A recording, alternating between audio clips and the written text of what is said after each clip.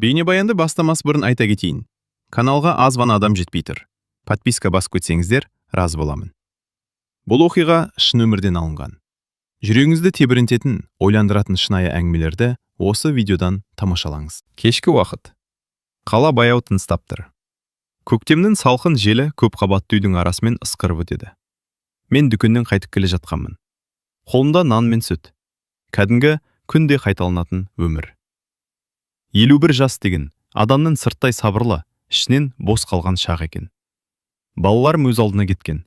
Үй іші тым-тыныш. Теледидар қосылып тұрса да, дыбысы жанымды толтырмайды. Кейде қабырғаға қарап отырып қаламын. Уақыт өтеді, бірақ өмір қозғалып жатқандай сезілмейді. Сол күні подъезге кіргенімде жаңа көршіні тағы көрдім. Ол бір апта бұрын көшіп келген. Жасы 35-тер шамасында. Бойы ұзын, иығы тік. Үстінде қара күртеше. Әдеттегідей сәлемдесті. Кеш жарық, даусы сабырлы, көзқарасы тік. Кеш жарық, дедім қысқа ғана. Лифтке бірге міндік. Әдетте лифт ішіндегі үнсіздік мен үшін ыңғайлы болатын. Бірақ бұл жолы бір түрлі қысым сезілді. Оның иығы маған тым жақын тұрды. Жас айырмашылығы екеуміздің арамызда қабырға сияқты тұрғандай. Лифт 3-ші қабаттан өткенде кенет жарық жыпықтап барып өшті. Қараңғылық. Лифт тоқтады. Ішім дірете қалды. Тоқтап қалды ма? Дедім еріксіз. Қорықпаңыз, қазір қосылады, деді ол сабырмен. Қараңғыда оның тынысын анық естідім. Лифттің тар кеңістігі бұрын соңды мұнша тар болып көрінбеген. 1 минут өтті. 2 минут. Жарық жанбады. Байланыс түймесін басайын, деді ол. Түйменің әлсіз дыбысы шықты. Біреу жауап берді. Күтіңіздер, шебер келе жатыр. Күту, қараңғы, үнсіздік. Сіз қай қабатта тұрасыз? Деп сұрады ол әңгімені бастау үшін. 7-ші. Мен 6-шыдамын. Білемін, деп қойдым да, неге олай дегенімді өзім түсінбей қалдым. Ол күліп жіберді. Демек, байқап жүрсіз ғой? Жоқ, жай ғана. Подъезде бәрі көрініп тұрады. Жүрегім біртүрлі жиілеп соға бастады. Қараңғыда адам шынайырақ сөйлейді екен. Сіз бұл үйде көптен бері тұрасыз ба? Деді ол. 15 жылдан асты. Жалғыз ба? Сұрақ тура қойылды. Иә, ол біраз үндемей тұрды. Мен де жалғызбын, деді жай ғана. Осы бір сөз лифт ішіндегі ауаны өзгертті. Екеуміз бір-бірімізді көрмесек те, жалғыздықтың үнін таныдық. Ажырасқансыз ба? Дедім өзіме жат батылдықпен. Иә, 3 жыл болды. Қайта бастау қиын екен. Мен еріксіз жымидым. Қай жаста болмасын қиын. Сізде? Жолдасым 10 жыл бұрын қайтыс болды. Бұл сөзді айтқанда тамағым кеуіп кетті. Мен ол туралы сирек айтамын. Ал мына қараңғы лифт ішінде бейтаныс көшке айтып тұрмын. Кешіріңіз, деді ол шын ықыласпен. Сосын тыныштық орнады. Бірақ бұл жолғы тыныштық ыңғайсыз емес еді. Лифттің тар кеңістігінде 2 түрлі жас, 2 түрлі өмір, бірақ бірдей жалғыздық тұрды. Бір кезде лифт селк етіп қозғалды. Жарық қайта жанды. Көзіміз түйісті. Оның көзінде аяушылық жоқ еді. Қызығушылық та емес. Тек түсіну. Лифт 7-ші қабатқа тоқтады. Есігі ашылғанда бір сәт кідіріп қалдым. Қорықтыңыз ба? Деді ол жымиып. Жоқ, дедім. Бірақ ұмытылмас болды. Иә, лифттер кейде адамдарды жақындастырады екен. Бұл сөз жүрегіме біртүрлі тиіп өтті. Мен сыртқа шықтым. Есіктің жабылар алдында ол, ертең көрсеміз, деді. Ертең. Қарапайым сөз. Бірақ ұзақ уақыттан бері ешкім маған осылай сенімді айтпаған еді. Үйге кіріп есікті жаптым. Пәтерісі бұрынғыдай тыныш. Бірақ ішімде әлде бір қозғалыс пайда болғандай. Айналына барып өзіме қарадым. 51 жастағы әйел. Көзінің айналасында әжім бар. Бірақ бүгін сол көздерде шұқын байқалады. Бұл тек кездейсоқ жағдай, дедім өзіме. Ештеңе ойлама. Бірақ түнде ұйықтай алмай шықтым. Қараңғы лифт. Оның даусы. Мен де жалғызбын. Жүрек деген тыңдамайды екен. Сол түні алғаш рет жалғыздығымды толық сезіндім. Және алғаш рет біреудің жанында болғым келгенін мойындадым. Лифттегі оқиғадан кейін бәрі бұрынғы қалпына келгендей көрінді. Таң атты. Мен жұмысқа бардым. Кешке үйге қайттым. Бірақ бір нәрсе өзгерген еді. Мен подъезге кірген сайын жүрегім сәл тезірек соғатын болды. 3 күн бойы оны көрмедім. 4-ші күні кешкісін аулада орындықта жалғыз отырдым. Көктемнің иісі ауада, ағаштар бүр жарып келеді. Балалар ойнап жүр. Мен телефонды бос қарап отырғандай болдым. Шын мәнінде көзім кіреберіс жақта. Ол шықты. Қолында қоқыс пакеті. Мені көріп сәл жымиып басын изеді. Кеш жарық. Кеш жарық. Дауыстарымыз еркін шықты. Бірақ ішімізде бір нәрсе сақ тұрды. Қоқысты тастап қайтып келе жатып, қасындағы орындыққа тоқтады. Отырсам бола ма? Әрине. Арамызда жарты метр ғана, бірақ ол қашықтық сезілмеді. Лифтті жөндеп қойыпты, деді әзілдеп. Иә, дедім жымиып. Енді қорықпай мінуге болады. Кейде тоқтап қалғаны жақсы шығар. Мен оған қарап қалдым. Неге? Кейбір әңгімелер басқа жерде басталмас еді. Жүрегім тағы да сол бір таныс ырғаққа түсті. Біраз үнсіз отырдық, бірақ бұл жолы үнсіздік ауыр емес. Қарапайым, табиғи. Сіз қайда жұмыс істейсіз? Деп сұрады ол. Мен өзім туралы айта бастадым. Қанша жылдан бері бір мекемеде істейтінімді, жұмыстың бір сарында екенін, бірақ тұрақтылық беретінін. Ол да өз ісін айтты. Құрылыс компаниясында менеджер екен. Көшіп келу себебі жаңа бастау. Бұрынғы өмірім сол жақта қалды, деді ол жай ғана. Өткенде өзіммен бірге алып жүрсен, жаңа бастау қиын, дедім ойланбай. Ол маған қарап басын изеді. Сізбен сөйлесу жеңіл екен. Бұл сөз күтпеген жерден тиді. Неге?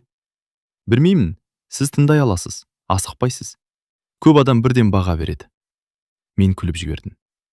51 жасқа келгенде бағалау шаршатады. Тыңдау жеңілірек. Ол үнсіз қалды. Сосын батылданып, жасыңыз сізге жарасады, деді. Бір сәт тынысым тоқтап қалғандай болды. Қалай түсінейін? Сіз өзіңізді ұстайсыз, сөзіңіз салмақты. Бірақ көзіңізде бір түрлі жастық бар. Мен бұрылып басқа жаққа қарадым. Мұндай сөзді соңғы рет қашан естігенімді есіме түсіре алмадым. Сіз бәріне осылай айтасыз ба?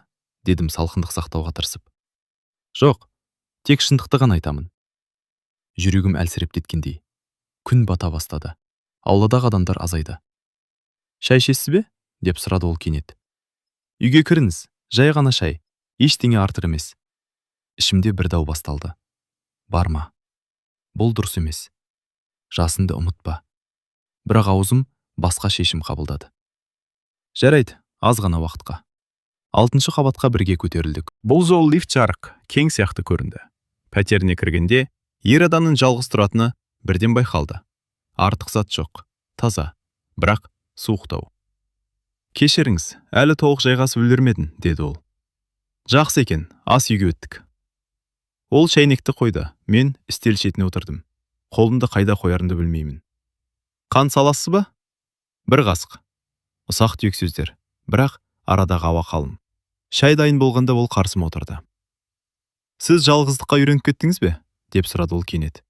Мен бірден жауап бере алмадым. Үйренуге болады, бірақ ол жақсы деген сөз емес. Маған әлі қиын. Үйге кіргенде үнсіздік қарсы алады. Мен оның көзінен шынайылық көрдім. Бұл флирт емес еді. Бұл бос кеңістіктен шаршаған адамның үні. Үнсіздік адамды жейді, дедім баяу. Сондықтан сізді көргенде сөйлескім келеді. Жүрегім тағы да сыр берді. Бұл дұрыс емес шығар, дедім ақырын. Неге? Жас айырмашылығы бар. Ол сәл жымиып. Сезімнің жасы болмайды деп айтпаймын, бірақ әңгімеге жас кедергі емес қой. Мен оған тік қарадым. Сіз не ойлап отырсыз? Ол бір сәт ойлан, шын жауап берді. Әзірге ештеңе, тек сізбен отырғым келеді. Бұл сөз күтпеген жерден шын әрі жылы шықты. Шай біткенше біз дағы көп нәрсе айттық. Балаларым туралы, оның сәтсіз некесі туралы, жалғыз түндер туралы. Уақыт қалай өткенін байқамай қалдық. Сағат 11-ге таяғанда орнынан тұрдым. Мен кетуім керек. Ол есікке дейін шығарып салды. Дәлізде аяқ киімімді киіп жатып, бір түрлі толқу пайда болды. Қоштасу қиын сияқты. Рахмет, дедім. Шайға. Мен рахмет айтуым керек, деді ол. Үй бүгін жылырақ болды. Есікті ашып шыға бергенде ол тағы да айтты. Ертең алда кездесеміз бе? Бір сәт ойландым. Көрерміз. 7-ші қабатқа көтерілгенде жүрегім қатты соғып тұрды. Үйге кіріп, есікті жаптым. Қабырғаға сүйеніп, біраз тұрдым. Бұл тек шай, тек әңгіме, дедім өзіме.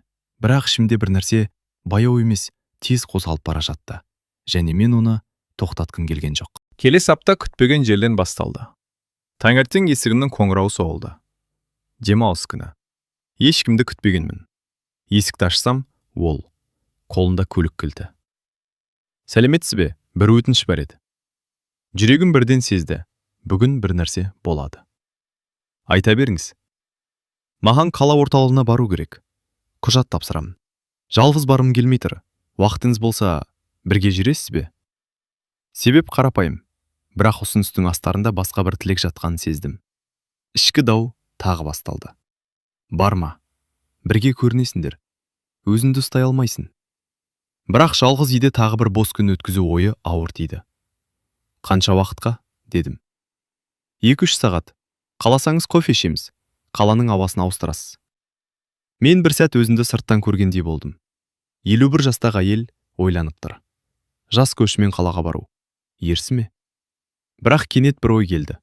Мен не үшін үнемі өзімді тоқтатамын? Жарайды, дедім баяу. Барайық.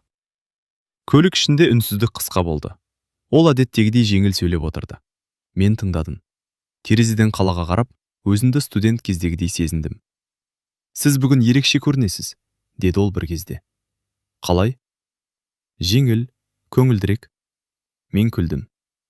Мүмкін үйден шыққан соң шығар. Қала орталығына жеттік. Ол құжаттарын тез тапсырып шықтықты. Шыға сала, енді сізге уәде еткен кофені ішеміз, деді. Жақын жердегі шағын кофеханаға кірдік. Іші жылы, адамдар аз. Орынға отырғанымызда даяшы қыз мәз болып. Екеуіңізге не әкелем? Деді. Екеуіңізге. Осы сөз біртүрлі әсер етті. Ол да байқап қалды. Қарасаңыз, бізді жұп деп ойлап тұр, деді жымиып. Мен бірден көзімді төмен түсірдім. Онда емес қой. Неге емес? Деді ол жай ғана. Мен жауап бермедім. Кофе келгенше үнсіз отырдық. Бірақ бұл үнсіздік ауыр еді. Сіз жас айырмашылығынан қатты қысылып жүрсіз, деді ол тікелей. Бұл жай нәрсе емес. Мен үшін жай, сіз үшін неге ауыр? Мен терең дем алдым. Өйткені мен өмірдің басқа кезеңіндемін. Менің балаларым бар. Менде тәжірибе, өткен шақ бар. Ал сізде әлі алда көп нәрсе. Ол маған тік қарады. Сіз өзіңізді қарт сезінесіз бе? Сұрақ ауыр тиді. Жоқ, бірақ. Онда неге өзіңізге шектеу қоясыз? Оның сөздері тік, қорықпайтын. Өйткені адамдар бар. Адамдар әрқашан сөйлейді. Мен үндемедім. Кофені ішіп болған соң серуенге шықтық. Көктемгі күн жылы. Адамдар асығыс. Біз жай жүрдік. Бір кезде тротуарда шалынып кеттім. Кепе-теңдігімді жоғалта жаздадым. Ол бірден қолымнан ұстап қалды. Қолы жылы, мықты. Бір сәт босатпай тұрды. Көзіміз түйісті. Айналадағы шу алыстап кеткендей болды. Жақсысыз ба? Деді ақын. Иә. Бірақ қолымды бірден тартып ала алмадым. Осы сәт тым ұзаққа созылғандай болды. Ол баяу ғана қолымды босатты. Бірақ саусақтарының жылуы алақанында қалып қойды. Серуен жалғасты, бірақ бәрі өзгерген. Кешке қарай көлікке отырдық. Үйге қайтар жолда үндемедік. Үйдің алдына тоқтағанда ол қозғалтқышты өшірмей отырды. Бүгін маған жақсы болды, деді. Маған да. Бұл сөзді айтуға қорықпадым. Ол маған бұрылды. Сізбен уақыт тез өтеді. Жүрегім тағы да сол таныс ырғақты. Біз мұны тоқтатуымыз керек шығар, дедім күтпеген жерден. Нені? Осындай кездесулерді. Ол біраз үнсіз қалды. Сіз шынымен тоқтатқыңыз келе ме? Мен жауап бере алмадым. Өйткені шындық жоқ. Ол есікті ашып маған түсуге көмектесті. Тағы да қолымнан ұстады. Бұл жолмен қолымды бірден тартпадым. Кіреберіс алдында екеуміз тоқтадық. Сіз қашып жүрсіз, деді ол, жай ғана. Неден? Өзіңізден. Бұл сөз ішімді тіліп өтті. Мен жоғарға қарадым. Терезелер жарық. Адамдар өмір сүріп жатыр. Ал мен өзімді шектеп тұрмын. Ертең сөйлесеміз, дедім ақырын. Мен қашпаймын, деді ол. 7-ші қабатқа көтерілгенде аяғым дірілдеп тұрды. Үйге кіріп айна алдына бардым. Көзінде өзгеріс бар. Мен өзімді ұстай алмай бара жатқанымды түсіндім. Бұл жай әңгіме емес. Бұл басталып кеткен нәрсе еді. Одан кейінгі 2 күн ауыр өтті. Ол хабарласпады. Мен де іздемедім. Бірақ әр дыбысқа елегдеп, телефонды себепсіз тексере бердім. Өзіме ашуландым. 51 жастағы әйел не істеп жүрсің деп айна алдында өзімді ұялттым. Үшінші күні кешке есік қағылды. Жүрегім бірден таныды. Ашсам, ол. Қолында ештеңе жоқ, тек Байсалдыдыр. Сөйлесуге бола ма? Дауысы бұрынғыдай жеңіл емес. Кіріңіз. Бұл жолы 6-шы қабатқа емес, 7-шіге, менің пәтеріме. Үй іші жинақы. Бірақ кенет өз үйім бөтен адамның алдында ашылып қалғандай сезілді. Ол айналаға көз жүгіртті. Мұнда жылы екен деді. Жылыту жақсы дейді. Жоқ, атмосферасы. Мен ас үйге өттім. Ол соңынан ерді. Шай ма? Жоқ, бүгін жай сөйлесейік. Жүрегін сәл қысылды. Ол үстелге отырмады. Терезе жанында тұрды. Біраз үнсіздік. Сіз неге қашып жүрсіз деді ақыры. Мен қашып жүрген жоқпын. Бар, көзқарасыңыз өзгерді. Сол күннен кейін. Мен қарсы жауап іздедім, бірақ таба алмадым. Бұл дұрыс емес дедім тағы да. Несі дұрыс емес? Біз, бұл жағдай. Неге? Мен терең дем алдым. Өйткені сіз 35-тесіз, мен 51-демін. Бұл жай сан емес, бұл өмір кезеңі. Ол маған жақындады. Арамызда бір-ақ қадам қалды. Мен сізді жасымен емес, өзіңізбен қабылдап отырмын. Сіз қазір солай ойлайсыз, кейін өкінесіз. Сіз мен үшін шешім қабылдамаңыз. Оның даусы қатқыл шықты, бірінші рет. Мен сізге ұнап қалдым ба дедім кенет, өзім күтпеген батылдықпен. Ол көзімді тік ұстап тұрды. Иә, бұл сөз ауыр да жеңіл де тиді. Үнсіздік. Қашаннан дедім? Лифттен бастап. Жүрегім дүрсілдеп кетті. Сізбен сөйлескен сайын өзімді тірі сезінемін деді ол. Сіз сабыр бересіз, бірақ сонымен бірге ішіңізде от бар. Мен еріксіз күліп жібердім. 51 жастағы әйелде от бар дейсіз бе? Бар. Сіз оны жасырып жүрсіз. Ол тағы бір қадам жақындады. Мен сізге ұнаймын ба? Сұрақ қайтарылды. Тынысын жиілеп кетті. Бұл маңызды емес дедім, жалтарым келіп. Маған маңызды. Мен көзімді төмен түсірдім. Иә, бұл сөзді айту үшін қанша күш кеткенін өзім ғана білемін. Ол бір сәт көзін жұмды, жеңіл дем алды. Онда неге өзіңізді қинайсыз? Өйткені қорқамын. Неген? Адамдардан, балаларынан, өкінуден, тағы да жалғыз қалудан. Ол қолымды ұстап алды. Бұл жолы кенет емес, саналы түрде. Мен ойын ойнап жүрген жоқпын, деді баяу. Сізді пайдалану ойында жоқ. Мен сізді қалаймын. Сіздің жасыңызбен, өткеніңізбен, бәрімен. Жүрегім кеудемді жарып шығардай соқты. Сіз не айтып тұрсыз? Дедім сыбырлап. Мен сізге ғашық болып бара жатырмын. Бөлме ішіндегі ауа ауырлап кеткендей. Бұл сөз мені әрі қорқытты, әрі тыныс берді. Тоқтаңыз, дедім әлсіз ғана. Неге? Өйткені мен өзімді ұстай алмай бара жатырмын. Ол сәл жымиып, мен де. Арамыздағы қашықтық жойылды. Ол мені құшақтады. Бір сәтке ғана. Бірақ сол сәтте менің ішімдегі барлық тосқауылдар әлсіреді. Оның иығына басымды тигізгенімді өзім де байқамай қалдым. Қолдары мықты, сенімді. Мен көзімді жұмдым. Көп жылдан бері біреудің құшағында осылай тыныш тұрмағанымды түсіндім. Бірнеше секунд, әлде минут. Мен бірінші болып шегіндім. Бұл дұрыс емес, дедім тағы да. Бірақ даусым сенімсіз шықты. Дұрыс не бұрыс екенін адамдар емес, жүрек шешеді, деді ол. Мен басымды шайқадым. Жоқ, біз тоқтауымыз керек. Сіз шынымен тоқтағыңыз келе ме? Жауап бере алмадым. Өйткені ішімде бір шындық айқайлап тұрды. Мен тоқтағым келмейді. Ол есікке қарай жүрді.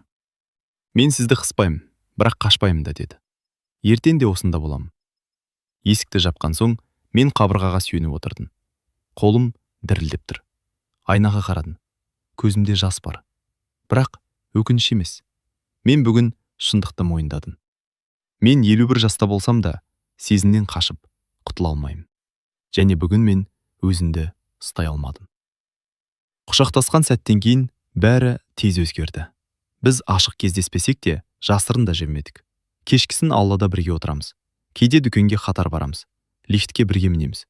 Қол ұстаспаймыз, бірақ көзқарас бәрін айтып тұрады. Адамдар байқамайды деп ойлау ақымақтық екен. Бірінші болып сыбыр басталды. Ауладағы екі әйел біз өткенде әңгімесін доғарып қарап қалды. Бір күні кіреберісте қарсы көрші апай маған ұзақ көз тастады. Жаңа көршімен жақсы араласып жүрсің ғой, деді күлімсіреп. Дауысы жылы сияқты, бірақ астарында басқа нәрсе бар. Жай ғана көрші, дедім қысқа. Иә, әрине, деді ол мағынасын созып. Сол сәтте